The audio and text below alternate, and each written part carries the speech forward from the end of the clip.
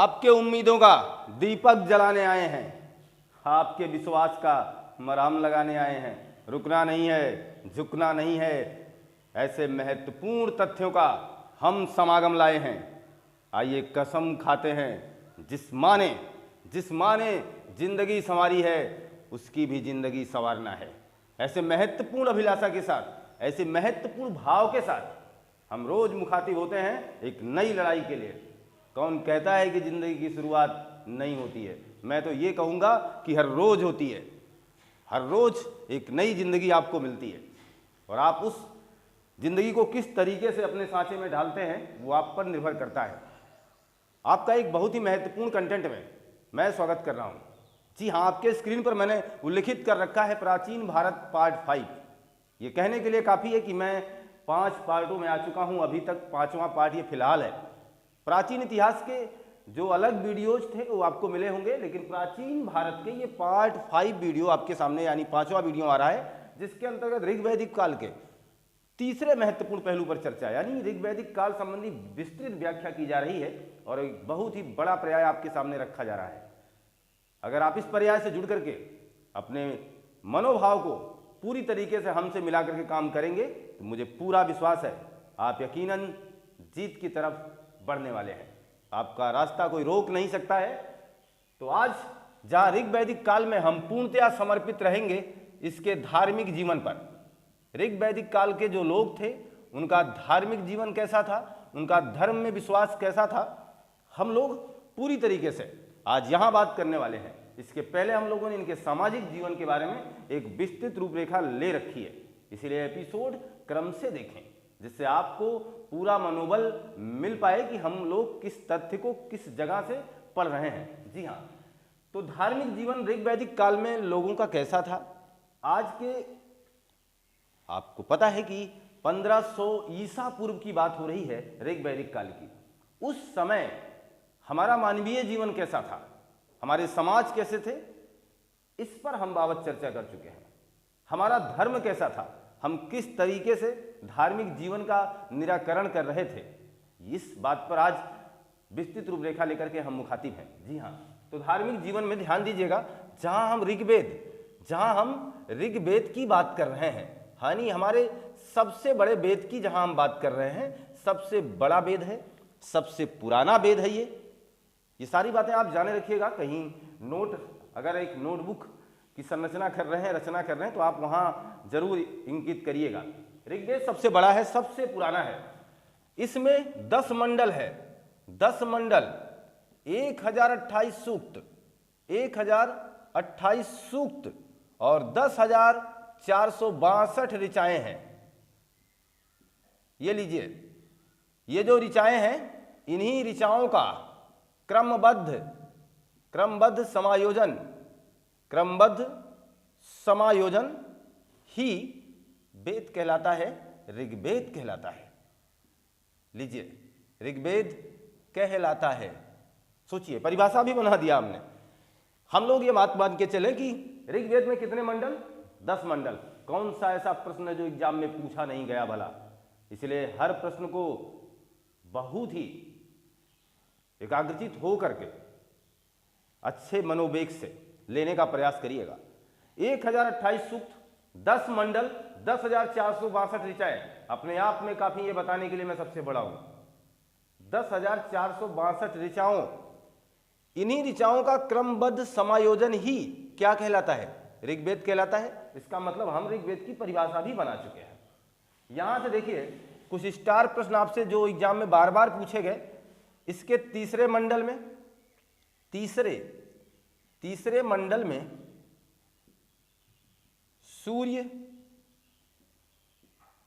सूर्य देवता सावित्री को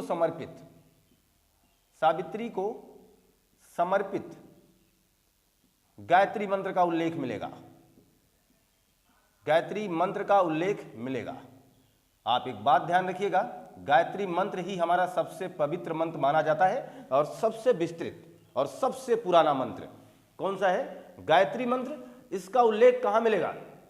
ऋग्वेद के तीसरे मंडल में। 10 मंडल में लगा के तीसरे मंडल में ऋग्वेद के सूर्य देवता सावित्री को समर्पित गायत्री मंत्र का उल्लेख मिला है, कई बार आपके एग्जाम में ये प्रश्न आया हुआ है। जी हाँ, इसलिए जरूरी है कि हम प्रश्नों की बारीकी को समझें और प्रश्न कहाँ और कब पूछे गए, कैसे जवाब देना है, हमें इस लम्हे से भी अपने आप को जोड़े रखें। ये हमारा पहला दायित्व और उद्देश्य होना चाहिए। जी हाँ, तो तीसरे मंडल में सूर्य देवता सावित्री को समर्पित गायत्री मंत्र का उल्लेख मिला। गायत्री मंत्र की रचनाकार किसे माना जाता है, तो ये बात याद रखिएगा, विश्वामित्र जी को माना जाता है। विश्वामित्र जी को माना जाता है। इसी ऋग्वेद के 8वें मंडल में हस्तलिखित ऋचाएं मिली हैं, यानी हाथ से लिखित, हस्तलिखित ऋचाएं, जबकि ऐसा कुछ है नहीं। ध्यान दीजिएगा, मैं आपको बताना चाहूंगा कि ऋग्वेद पूरा अपौरुषेय है, यानी इसकी रचना ये मानी गई कि भगवान ने की है। केवल वेद व्यास जी ने इसका संकलन किया है, इसलिए वेद व्यास को संकलन कर्ता माना जाता है, ना कि रचनाकार। वेदों की रचना वेद व्यास ने नहीं की है, वेद व्यास ने इसका संकलन किया है और वेदों की रचना स्वयं ऊपर वाले ने की है। ये बात मान के चलें तो ये ऐसा कहता है हमारा इतिहास। हम लोग ना हम धार्मिक भावनाओं से आपको चोट पहुंचा रहे हैं और ना ही आपको धार्मिक भावना में डुबोना चाह रहे हैं। मेरा केवल उद्देश्य है कि पीछे लिखे गए इतिहास को, बताए गए हमारे इतिहास को, जो हमारे एग्जाम में, हमारी परीक्षा में हमसे पूछे जाते हैं, हम उसको किस तरीके से याद रख सकते हैं। हमारे जो पुराने विचारों के आदमी रहे या बहुत समय पहले की बात हो रही, तो उस समय अगर हम ये बात करते हैं तो इस बात का पूरा हमें स्पष्ट प्रमाण दिया जा रहा है कि ऋग्वेद की रचना, यानी किसी भी वेद की रचना अपौरुषेय मानी गई। इसकी रचना भगवान ने स्वयं की। तो ऋग्वेद की जहां हम बात कर रहे हैं, तो ऋग्वेद के 8वें मंडल में हस्तलिखित ऋचाएं मिली। इन हस्तलिखित ऋचाओं को खिल कहा जाता है। क्या कहा जाता है? खिल। ये स्टार प्रश्न की सूची दे रहा हूं आपको, यहां कोई एक भी प्रश्न आप मिस नहीं कर सकते, इसलिए मेरी मेहनत रंग लाए, इस उद्देश्य से काम कर रहे हैं। तो 8वें मंडल की हस्तलिखित ऋचाएं क्या कहलाती हैं? खिल। और ध्यान देना, 10वां मंडल याद रखिएगा, 10वें मंडल के पुरुष सूक्त में 10वें मंडल के पुरुष सूक्त में 4 वर्ण का उल्लेख है। 4 वर्ण का उल्लेख, जिसकी चर्चा हम पहले भी कर चुके हैं। 4 वर्ण का उल्लेख का मतलब वही आपका ब्राह्मण, क्षत्रिय, वैश्य और शूद्र। ये अपने आप में बताने के लिए काफी हैं कि हम उस समय का समाज हमारा किस तरीके की महत्वपूर्ण कसौटी का पालन कर रहा था, किस प्रकार के महत्वपूर्ण कसौटी पर अपना पूरा निर्वहन कर रहा था। मेरा मानना है यहाँ तक की बातें आपको बेहतर लगी होंगी, अभी तक ये सारा समावेश आपको मिल रहा होगा। अब हम धार्मिक जीवन पर पूरी तरीके से आते हैं, पूरी तरीके से। ये तो मैंने एक आपको जोड़ने का प्रयास किया कि आपके स्क्रीन पर क्या साझा कर रहा हूं।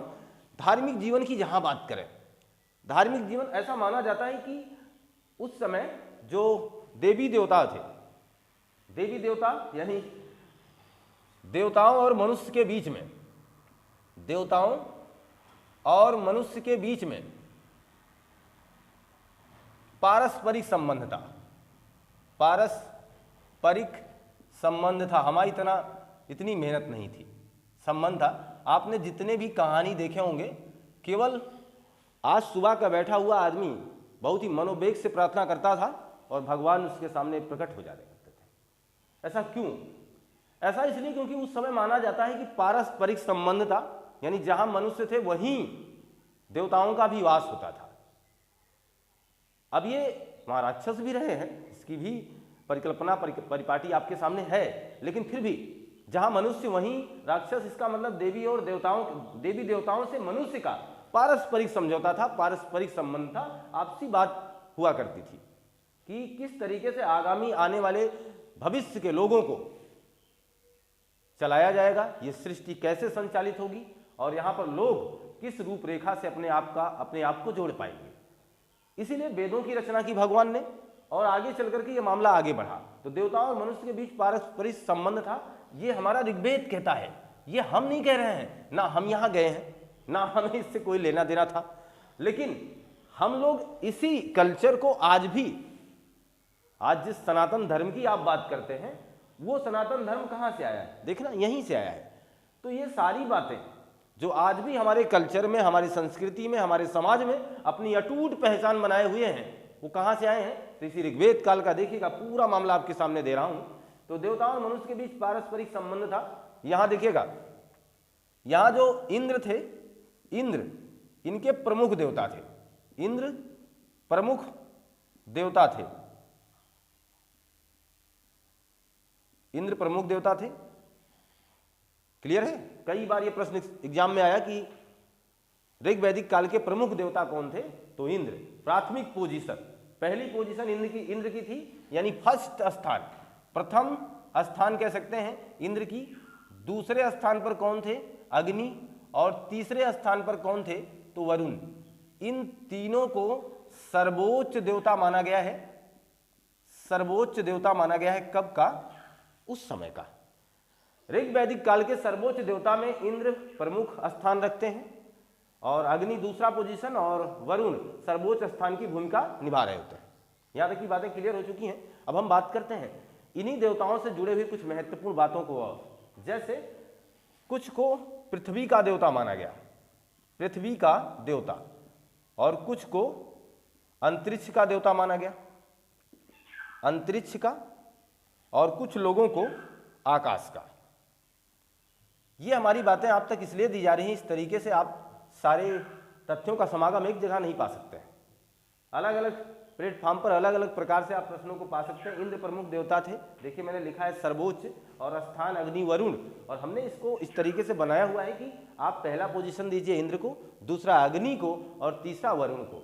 अन्य देवताओं में देखिए डिफिनीशन की जा रही है, कहा जा रहा है कुछ लोग पृथ्वी के देवता थे, यानी जो हमेशा पृथ्वी पर रहते थे। हमारी बातें समझ में, मैं बार बार पहले भी बता चुका हूं कि पारस्परिक संबंध हमारे आप में हो तो हमारा आपके घर आना जाना बना रहेगा, है ना। तो पारस्परिक संबंध जब देवी देवताओं से था तो देवी देवताओं का अक्सर आना जाना रहा होगा मनुष्य के बीच में, उन्हें ज्ञान देने के लिए, उन्हें बताने के लिए, उन्हें समझाने के लिए। कुछ देवता तो हमेशा धरती पर रहा करते थे, जिसमें से देखिएगा पृथ्वी का देवता जो है उसमें अग्नि आ जाएंगे, अग्नि को कुछ कहना नहीं, आग के देवता है। सोम आ जाएंगे। अब सोम को नहीं समझ पाए होंगे तो सोम को याद रखिएगा, सोम किसके देवता है? तो जंगल के देवता है। कोई भी प्रश्न आपके एग्जाम में पूछा जा सकता है कि जंगल का देवता कौन था, तो सोम। आग का देवता कौन था? अग्नि। और पृथ्वी स्वयं एक देवी थी, पृथ्वी स्वयं एक देवी है।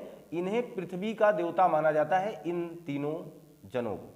ये लीजिए, ये जो पहला बॉक्स बना है ये पृथ्वी के देवता है, अग्नि, सोम और पृथ्वी। कोई डाउट? निसंदेह आपको कोई डाउट नहीं होगा।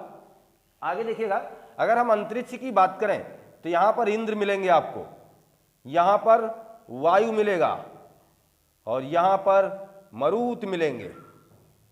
ये लीजिए, इंद्र, वायु और मरुत।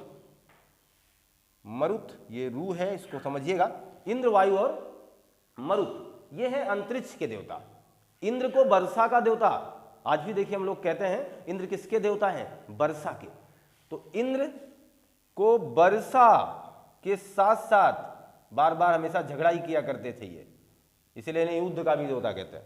अच्छा, जितनी बार हम लोगों ने बचपन में सीरियल्स देखे, हर सीरियल में जहां पौराणिक गाथाओं का वर्णन मिला वहां इंद्र जरूर मिले, या तो भागते हुए या तो मारते हुए, है ना। इंद्र को ज्यादातर हम लोगों ने भागते हुए देखा है। वो भाग करके जाते थे, अक्सर राक्षस उन पर हमला कर देते थे और बहुत मारा करते थे, है ना। लेकिन हमारी पौराणिक कथाओं में इन्हें बचाने के लिए भगवान विष्णु स्वयं आया करते थे।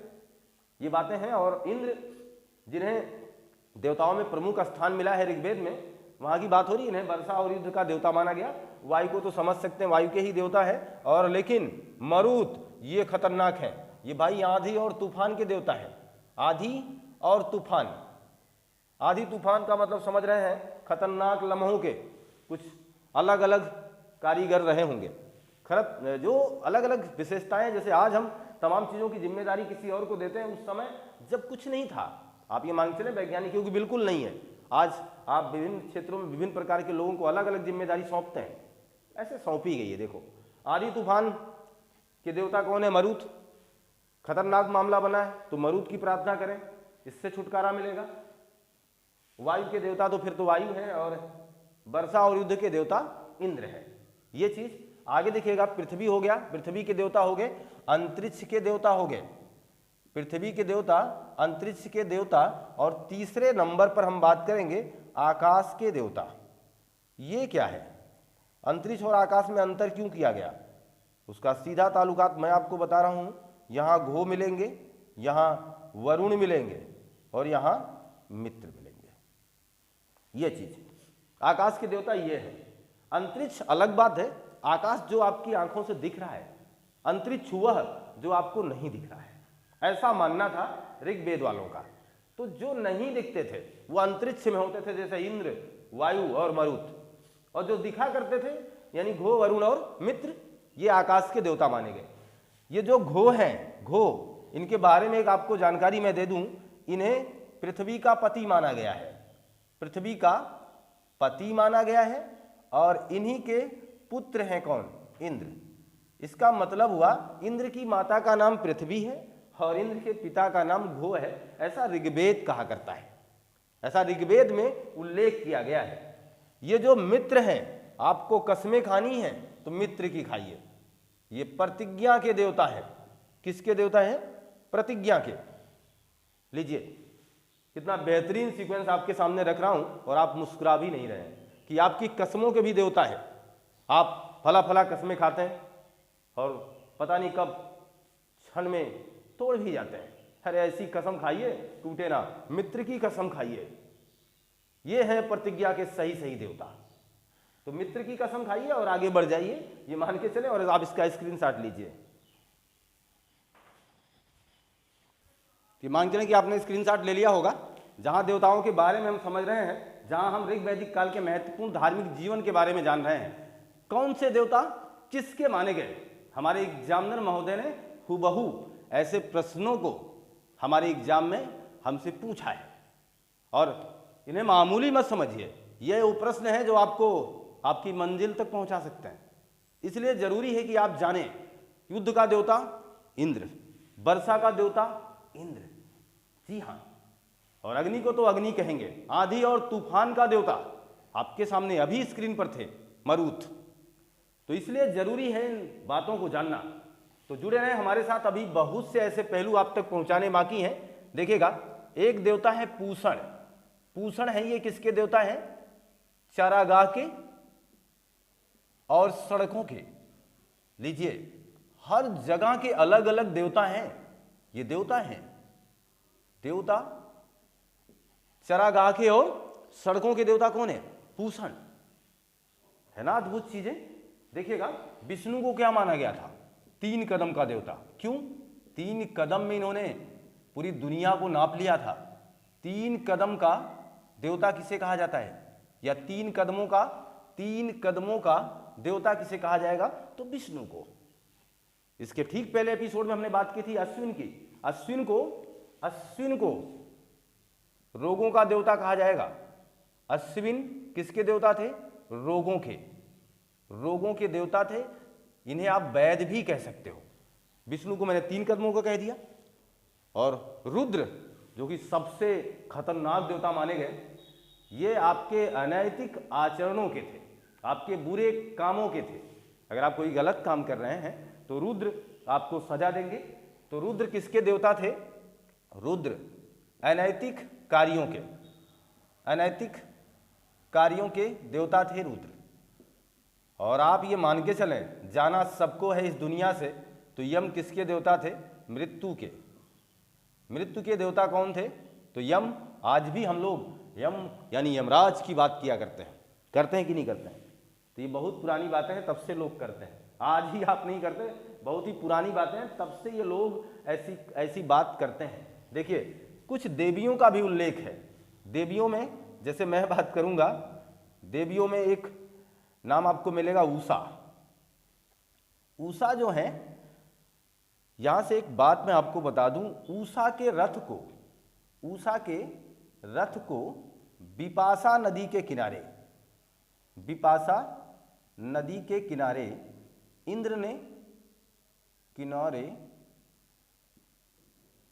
इंद्र ने तोड़ दिया था।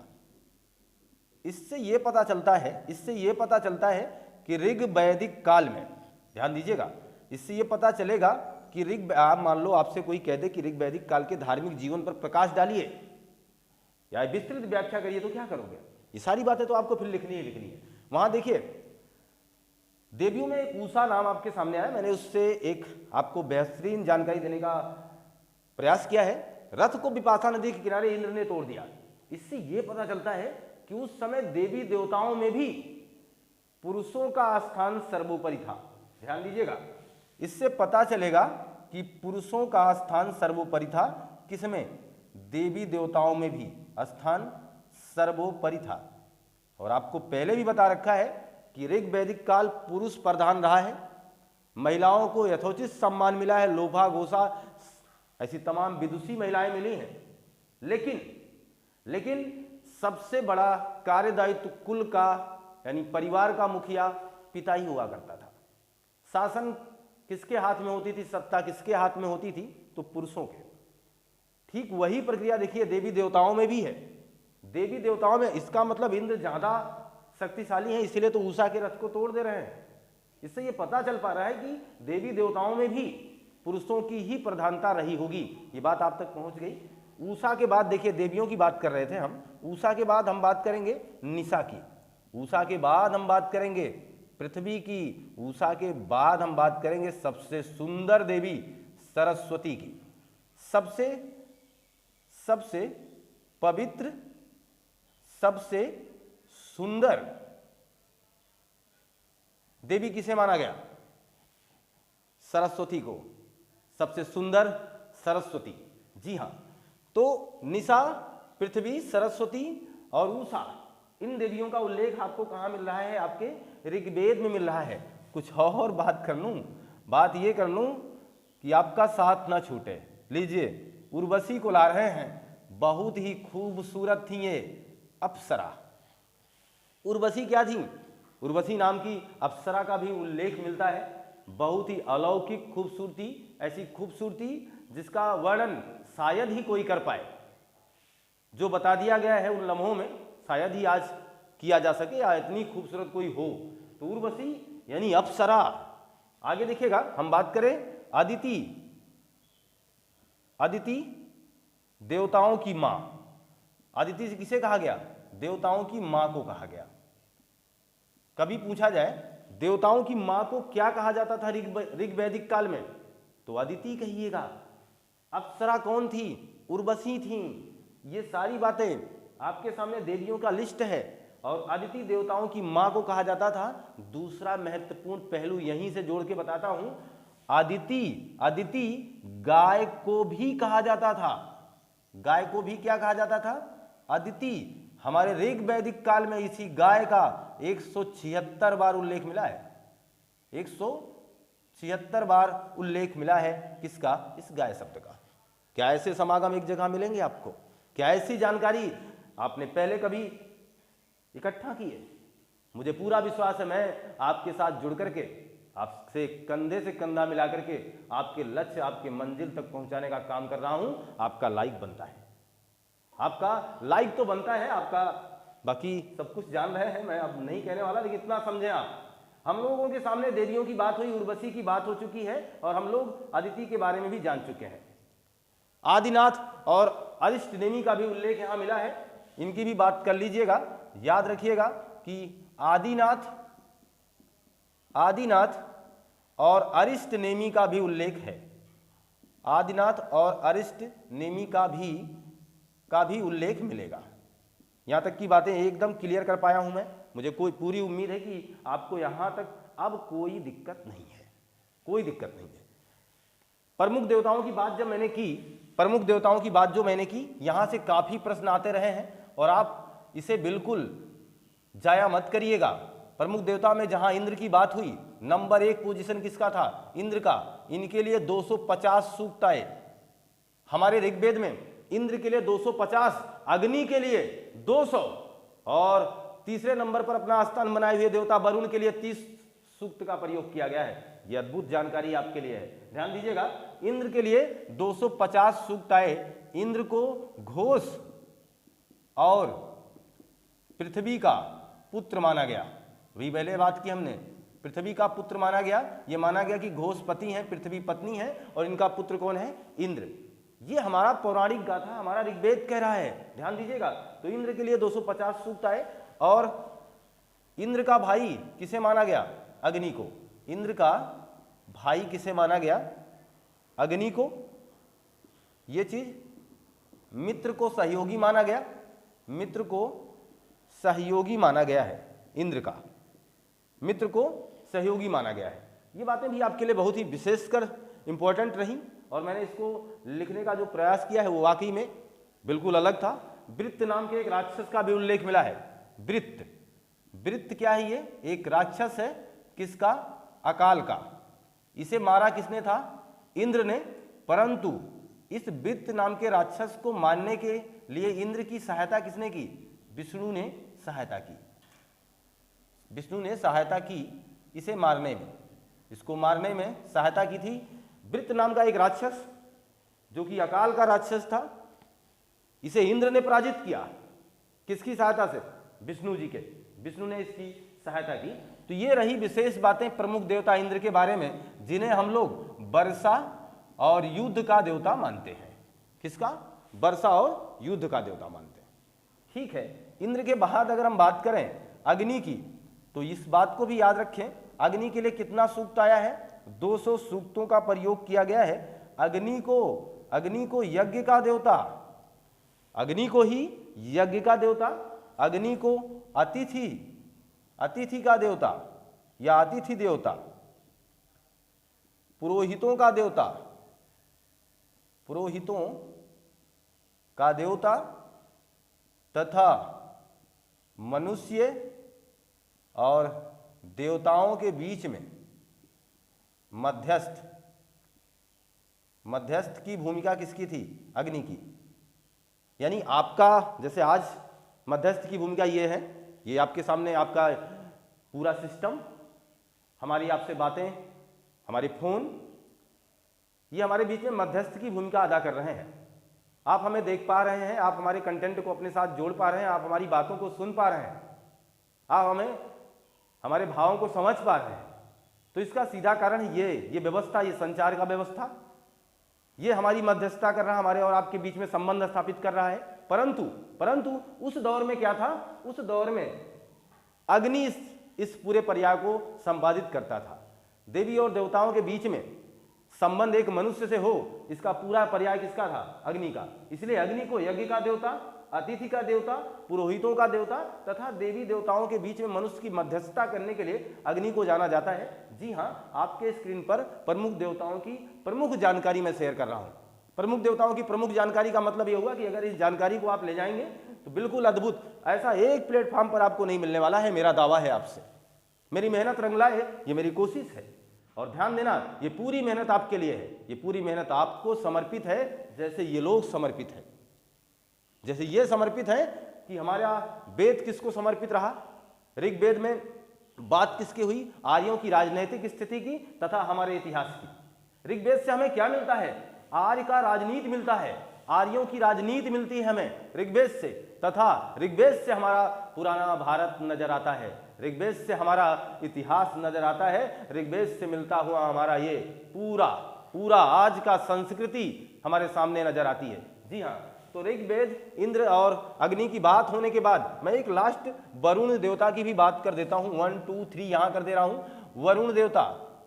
वरुण देवता की बात करें तो वरुण देवता को जल का देवता कहा जाता है, जल का देवता कहा जाता है। इनके लिए 30 सूक्तों का प्रयोग किया गया है हमारे ऋग्वेद में। ये सारी बातें पूछी जा चुकी हैं क्रमबद्ध तरीके से। हर वो लम्हा, हर वो प्रश्न आपके लिए इंपॉर्टेंट साबित होगा, इसलिए किसी भी प्रश्न को हल्के में ना लीजिएगा और आप इसका स्क्रीनशॉट लीजिए।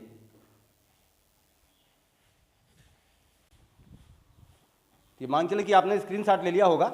हम लोग जहां ऋग्वैदिक काल के महत्वपूर्ण धार्मिक जीवन पर अपना पूरा फोकस बनाए हुए हैं, पूरा फोकस बनाए हुए हैं। आपसे किया हुआ वादा पिछले एपिसोड का हम निभाने आए हैं। देखिएगा जरा, हम बात अब करेंगे जहां हम लोग अन्य प्रकार के अन्य क्षेत्रों के अलग अलग देवताओं के बारे में जान लिया है। एग्जामिनर साहब वैसे ही पूछेंगे। हम जहां सब कुछ अपने अंदर समाहित कर पाए हैं, अब हम बात करेंगे हमारे संस्कारों की। संस्कार जो थे, संस्कार, जिन्हें आज भी हम लेकर के चल रहे हैं समपुलस्कार, जिनके बगैर हमारा जीवन है बेकार। संस्कार अगर आपके अंदर नहीं है तो फिर एक आप जानवर के समान आप होंगे। ये मानना है हमारे वेदों का, ये मानना हमारी पौराणिक कथाओं का, ये मानना है हमारे समाज का। अगर आपके अंदर संस्कार ही नहीं है तो आप बिल्कुल बेकार हैं। आपको ना बड़े की पहचान है, ना छोटे का कद्र होगा। क्लियर है ना? तो इसका मतलब संस्कार जरूरी है। हमारे वेदों में संस्कारों को कितना बताया गया है? 16 संस्कार हुआ करते थे। इसलिए मैंने कहा, क्या आपको पता है वो 16 संस्कार कौन है? मैंने आपसे कहा कि मैं आपको 16 संस्कार भी बताऊंगा और आपके 16 श्रृंगार भी बताऊंगा। 16 संस्कार और 16 श्रृंगार जानने के लिए अब हो जाइए तैयार। जी हाँ, तो मैं इन्हीं 16 संस्कारों में क्रमबद्ध तरीके से एक एक संस्कार की बात कर रहा हूं। यहां एक एक संस्कार आपके सामने आएंगे, जिसमें पहला है गर्भाधान। गर्भाधान यानी गर्भ के समय, गर्भाधान गर्भ धारण करते समय, धारण करते समय या उसके पहले, या आप जब उस समय की बातें थी कि गर्भ धारण करने से पहले ही या गर्भ धारण के समय ये संस्कार हो जाए कि जिससे एक शुद्धिकरण आए आपके अंदर, ऐसा मानना था। देखिए ये चीजें यहां पर उल्लिखित, ये पूरा कंटेंट आज से नहीं, आपकी जिंदगी से नहीं कह रहा हूं। ये पूरे ऋग्वैदिक काल से प्रेरित भावनात्मक चीजें हैं। ऋग्वैदिक काल में संचालित किए गए क्रियाकलापों की एक रूपरेखा है। पहला है गर्भाधान। दूसरा देखिएगा, दूसरा जो संस्कार आया है वो है पुष्वन का, पुष्वन।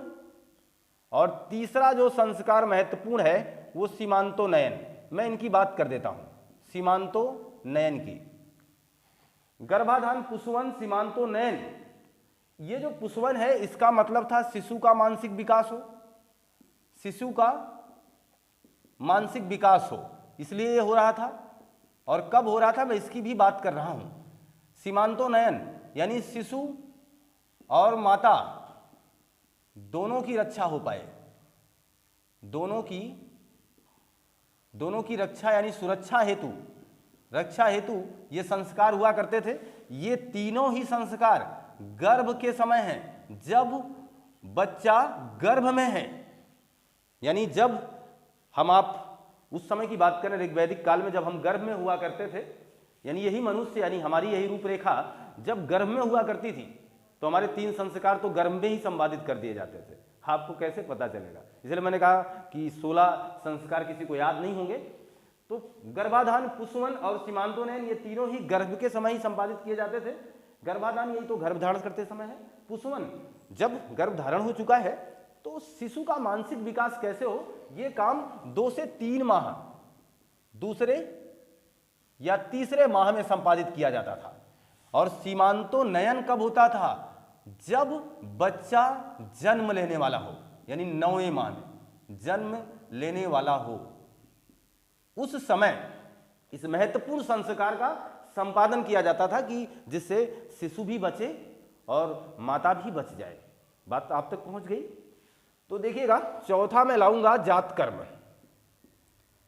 जात कर्म का मतलब जब बच्चा धरती पर आ गया, यानी इस संसार में आ गया, तो उसे सबसे पहले मधु चटाया जाता था, जिससे उसकी वाणी प्यार वाली हो, जिससे उसका जीवन एक सुखमय तरीके से आगे बढ़ पाए। ऐसे अभिप्राय से, ऐसे महत्वपूर्ण अभिलाषा के साथ इस कार्य का संपादन किया जाता था। जात कर्म के बाद 5वां है नामकरण। नामकरण कब किया जाता था? 11वें दिन नामकरण संस्कार होता था। 11वें दिन उस बच्चे का नामकरण होता था। और 6वां संस्कार है निष्क्रमण। निष्क्रमण का मतलब क्या है जरा समझिएगा। यहां तक तो बात कोई दिक्कत नहीं, ये तीनों तो गर्भ के समय हो गए। जातकर्म जैसे ही आप आए इस धरा में, आपको मधु चटाया गया तथा अन्य तमाम प्रकार के क्रियाकलाप संपादित किए गए, मंत्रों का उच्चारण किया गया, वो अलग बातें हैं, वो मंत्र हमें भी याद नहीं है। नामकरण हुआ 11वें दिन, नामकरण हुआ आपका 11वें दिन। आपको मैं ऋग्वेद काल की एक जीवन रेखा दे रहा हूं। आप चाहें तो अपने आप को ऋग्वैदिक काल में महसूस करें कि अभी आप पैदा हो रहे हैं और आपके साथ चौथे से लेकर के अब 16 संस्कारों तक मैं बात करूंगा। 3 संस्कार आपके ना जानकारी में हुए हैं जब आप गर्भ में रहें। देखिएगा, तो जातकर्म यानी मधु चटाया गया, नामकरण 11वें दिन हुआ। निष्क्रमण कब होगा? ये मान के चलें 6ठे माह, 6 माह, या आप कह सकते हैं 6वें माह में। ये निष्क्रमण क्या है? निष्क्रमण का मतलब ये हुआ कि ये माना जाता है कि 3 से 4 माह का बच्चा पूरी तरीके से अभी धूप नहीं सह सकता है, इस हवा यानी वातावरण की बहुत बड़ी संवेदना को झेल नहीं सकता है, इसीलिए उसे घर से बाहर कम ही निकाला जाए, ऐसा मानना था। लेकिन ये कहा गया कि 3 से 4 यानी 6ठे माह जो मैंने लिखा है, हकीकत ये है कि 3 माह बाद ये संस्कार 6 माह के पहले, 3 माह बाद 6 माह के पहले संपादित कर दिया जाता था। इसका मतलब यह था कि अब बच्चे को बाहर आना है, इस वातावरण से सामंजस्य बनाना, इस समाज से उसका संतुलन बेहतर हो, उसका जीवन बेहतर हो, इसी अभिलाषा से, इसी उद्देश्य से ये सारे संस्कार संचालित किए गए हैं। तो 6 तक हमारी बात हुई है। अब हम बात करेंगे 7वें पर, अन्नप्राशन की। अभी तक हमारा ये बच्चा अबोध बालक यानी ना समझ कह सकते हैं, छोटा सा नन्हा सा बच्चा भी कुछ खा नहीं रहा था, माँ के दूध पर ही डिपेंड था, इसलिए अब इसे अन्न संस्कार दिया जाएगा। और वो किस माह में? 6वें माह में। 6वें माह में इसे अन्न प्राशन यानी अन्न चखाया जाएगा, खिलाया जाएगा। कोई बात नहीं, 7 संस्कारों से अवगत है आप। अब देखिएगा, चूड़ा कर्म होगा। चूड़ा कर्म के लिए विशेष कोई प्रावधान ऐसा नहीं। चूड़ा कर्म का मतलब आप मान के चलें, आपका टकला होना, आपके सर के बाल को हटाना, यह है चूड़ा कर्म। और चूड़ा कर्म हुआ करता था, ये माना गया है वेदों में, पहले वर्ष में करवा लीजिए, नहीं हो पाए, असुविधा है तो तीसरे में करवा लीजिए, नहीं हो पाया है तो 5वें वर्ष में आप ये चूड़ा कर्म करा सकते हैं। ऐसी अवधारणा विकसित की गई थी, ऐसी अवधारणा की पर चर्चा हुई है। कहाँ? हमारे ऋग्वेद में। 8 के बाद हम 9वें की बात करें तो 9वें में विद्यारंभ की बात की गई है। विद्यारंभ जो कि ये मान के चलें, विद्यारंभ की जो बात कर रहे हैं, ये हकीकत में 5 वर्ष के पहले हो जानी चाहिए थी। 5 वर्ष के पहले वो बच्चा कुछ ना कुछ तो बोल ही रहा है, आपको पता ही है। आप उसे तमाम प्रकार के क्रियाकलापों से जोड़ सकते हैं, उसके विद्यारंभ संस्कार को संपादित कर सकते थे, और ये सब करना होता था। कर सकते थे नहीं, करना होता था। आगे देखिएगा, 9 के बाद हम 10 की बात करें तो लीजिए, आपका महत्वपूर्ण संस्कार आ गया, कर्णवेधन। कर्णवेधन ये जो संस्कार है, इसमें कान में, आपको पता है, इसमें वो जगह बना दी जाती थी, पुरुष भी करते थे, महिलाएं भी करती थी, और उसका वैज्ञानिक कारण भी है। अगर जो कान है, इसमें जो छिद्र किए जाते हैं, इससे ये माना जाता है कि आपके कान की श्रवण शक्ति बढ़ती है। तो ये उद्देश्य रहा होगा, तो कर्णवेधन भी अपनाया गया। और जो आपका 11वां है, यज्ञोपवीत यानी इसे ही कहा जाता उपनयन संस्कार। उपनयन संस्कार, इसमें आपको जनेऊ पहनाया जाएगा, इसीलिए इसे जनेऊ कहेंगे। जनेऊ संस्कार ये पुरुष भी करते थे, और महिला यानी कन्या के लिए भी उपनयन संस्कार संचालित किए गए थे उस समय। ये बहुत ही इंपॉर्टेंट क्वेश्चन है इस ऋग्वैदिक काल का, कि कन्याओं का कौन सा संस्कार हुआ करता था? उपनयन संस्कार हुआ करता। तो ये सारे संस्कार हो ही रहे हैं, साथ ही साथ उपनयन संस्कार भी हो रहा है कन्याओं का, इस बात को भी ध्यान रखें। 11 के बाद अगर हम 12वें क्रम पर आते हैं, यानी हमारे पास 11 हो चुका है, 12वां है वेदारंभ। वेदारंभ का मतलब, अब आप थोड़े से बड़े हो चुके हैं और अब आपको वेदों का ज्ञान कराया जाएगा, यानी आपको आपका लेसन पढ़ाया जाएगा। अब आपको आपका टॉपिक, आपका सब्जेक्ट आपके सामने रखा जाएगा और आपका वेदारंभ संस्कार किया जाएगा। वेदारंभ संस्कार आप मान के चलें 5 से 6 वर्ष के बीच में हुआ करता था। 5 से 6 वर्ष के बीच में वेदारंभ हो गया। और 13वां जो महत्वपूर्ण संस्कार है, जिसे हम लोग ये कहेंगे, ध्यान दीजिए, केशांत संस्कार। केशांत का मतलब क्या था? केशांत का मतलब यह हुआ था कि जब आप वेद को ग्रहण करने जा रहे हैं तो सबसे पहले गुरुकुल में शिक्षा हुआ करती थी। ऐसे हमारे तरीके से विद्यालय वगैरह नहीं थे, गुरुकुल में शिक्षा हुआ करती थी, खुले आसमान के नीचे, हरे भरे पौधों के बीच में, जैसा आज का माहौल पार्क में कहता है। तो मान चले पार्क में शिक्षा हो रही थी, अद्भुत था। तो वहां गुरुकुल में शिक्षा दी जाती थी। शिक्षा लेने के पहले आपके सर को मुड़ा दिया जाता था। यह है केशांत। तो केशांत का मतलब यही, जब आप शिक्षा लेने जा रहे हैं उस समय आपके सिर को पूरी तरीके से साफ किया जाएगा। एक जगह यहाँ देखो साफ किया गया, फिर से गंजा किया गया। कितनी बार करेंगे सोचना। 14वें नंबर पर मैं बात करूंगा समावर्तन की। समावर्तन का मतलब हुआ कि जब आप पूरी शिक्षा ग्रहण कर चुके हैं, पूरी जानकारी हो चुकी है आपको, अब आपका फिर से पूरा बाल छिला जाएगा फिर से, और इसके बाद आपको एक डिग्री दी जाएगी, एक उपाधि दी जाएगी, और आपको अपने घर के लिए गृहस्थ जीवन जीने के लिए फिर से भेज दिया जाएगा कि अब आप सक्षम हो चुके हैं, आप जाइए अब विवाह वगैरह करिए।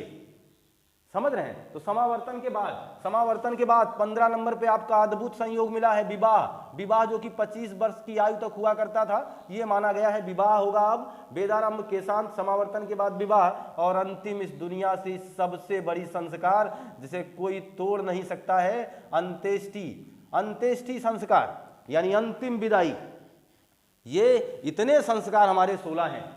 16 संस्कारों का पूरा समागम मैं आपके सामने रख चुका हूं, पूरी जानकारी आप तक प्रेषित करवा चुका हूं। ये सारी बातें आपके स्क्रीन पर मैं सजा चुका हूं, आप इसका स्क्रीनशॉट ले लीजिए। ये मान के ना कि आपने स्क्रीनशॉट ले लिया होगा और आपको ये कंटेंट बेहतर लग रहा होगा। हम जहां 16 संस्कारों की बात करें हैं, वहीं अब हम अपने वादे के साथ बने हुए हैं 16 श्रृंगार की भी बात कर लेते हैं। महिलाएं पूरी तरीके से अपने कान को खोल लें, अब पूरी तरीके से खुशहाली का मौका आ गया है। 16 श्रृंगार हर एक महिला की प्रथम अभिलाषा होती है कि मैं 16 श्रृंगार करूंगी। क्या पता है 16 श्रृंगार कौन कौन से हैं? मुझे नहीं पता कि आप पूरा बता पाएंगे, लेकिन फिर भी आपके स्क्रीन पर मैं साझा कर दे रहा हूं, आज के बाद आप सब कुछ बता पाएंगे। पहला है बिंदी, पता है आपको, अब शुरू हो गया होगा आपके मन में गुदगुदाहट। बिंदी, सिंदूर, काजल, मेहंदी, ये सब होंगे। बिंदी, सिंदूर, काजल, मेहंदी और चूड़ियां, मंगलसूत्र, बात करें नथ, बात करें, ये लीजिए, ये आप तो पहना ही नहीं करते, पहनिए। देखिए 16 श्रृंगार में गजरा आएगा, गजरा के बाद माथ टीका आएगा, बहुत प्यारा सा ये भी आएगा झुमका, जो बरेली में खो गया था झुमका। और इसके बाद बाजूबंद, ऐसे गाने भी बना दिए कि झुमका गिर गया बाजार में। और ये लीजिएगा कमरबंद, और आपका आ जाएगा बिछिया, और आपका आ जाएगा पायल। मैंने तो उल्लेख कर दिया है, आपके 16 श्रृंगारों का पूरा समागम दे दिया है, और सब पर नाम लिखेंगे 1 2 3 4 5 6 7 8 9 10 11 12 13 14। ही तो बहुत ही कमाए, कहीं छूट गए क्या हम? देखिएगा क्या छूटा है भाई, कुछ तो छूटा है। बिंदी है, सिंदूर है, काजल है, मेहंदी है, चूड़ियां हैं, मंगलसूत्र है, नथ है, गजरा है, माथ टीका है, झुमका है, बाजूबंद है, और फिर आपका कमरबंद है, फिर आपका बिछिया हो गया, पायल हो गया, एक तो छूट गया ना, ये हाथ की अंगूठी। तो ये हो गई अंगूठी। लीजिए अब हो गए 15, बात है 16 की, बात है कितने की? 16 की। अब आपको चैलेंज है हमारा, 16वां संस्कार बताइए क्या है? 16वां संस्कार नहीं, 16वां श्रृंगार बताइए क्या है? यह है आपसे प्रश्न, ये प्रश्न आपसे है, बस आपको चंद सेकंड का मोहलत है, आप बताइए। हम आपके सामने जुड़े हुए हैं और हमारे सामने 16 श्रृंगारों की एक सूची आ रही है, जिसके अंतर्गत हम लोग 15 देख पा रहे हैं, एक छूटा है। कौन बताएगा? लगभग 1 मिनट का वक्त आपको मिल रहा है। बिंदी, सिंदूर, काजल, मेहंदी, चूड़ियां, मंगलसूत्र, नथ, गजरा, माथ टीका, झुमका, बाजूबंद, कमरबंद, बिछिया, पायल, अंगूठी, इतनी हो गई हैं। आप अपना दिमाग लगाइए। महिलाओं से तो ये उत्तर आना ही चाहिए, कन्याओं से ये उत्तर आना चाहिए, स्त्री लोग, स्त्री वर्ग ये अपना प्रयास करें और अपना कमेंट में आप लाइव चैट करें, आप भेजें, कमेंट करें कि कौन सा है। और मुझे लगता है कि अभी तक आपने उत्तर नहीं दिया है, और आप देते रहें, उत्तर देते रहें, सोचते रहें, बताते रहें। और मैं इस चीज़ को मैं बता ही देना चाहता हूं। बहरहाल मैं मान के चलूं कि आपको ये पूरा कंटेंट अच्छा लगा है, उत्तर सोचते रहें। हम ये मान भी लेते हैं कि आपको आज की जो क्लास रही है मैंने बेहतर ढंग से देने का प्रयास किया है, बहुत ही बेहतर भी लगा होगा ये प्रयास हमारा। और अगर ऐसा कर पाए तो लाइक शेयर सब्सक्राइब आपका बनता है। जोड़िए अपने दोस्तों को, पढ़िए पूरे मनोवेग से, बहुत ही मनोवेग से पढ़िए। लीजिए आप जिसका इंतजार कर रहे हैं वो जवाब है। सबसे पहला ही संस्कार मैंने छोड़ा है, वो संस्कार है आपका नहाना। बगैर नहाए सब मत पहनना, बगैर नहाए इन सब चीज़ों का बिल्कुल प्रयोग मत करना। ये सारे ही संस्कार पहले शुरुआत होंगे नहाने से। तो नहाना आपका प्रथम संस्कार है जो आप नहीं करना चाह रहे थे। प्रथम संस्कार नहाना है, इसके बाद ये सारी चीजें आपको अपनाना है। जी हाँ, लाइक शेयर सब्सक्राइब आपका बनता है। मिलते हैं हम आपसे नए कंटेंट में। पढ़ते रहिए, मस्त रहिए, खुशहाल रहिए। आपका दिन शुभ हो। आपको बहुत बहुत धन्यवाद।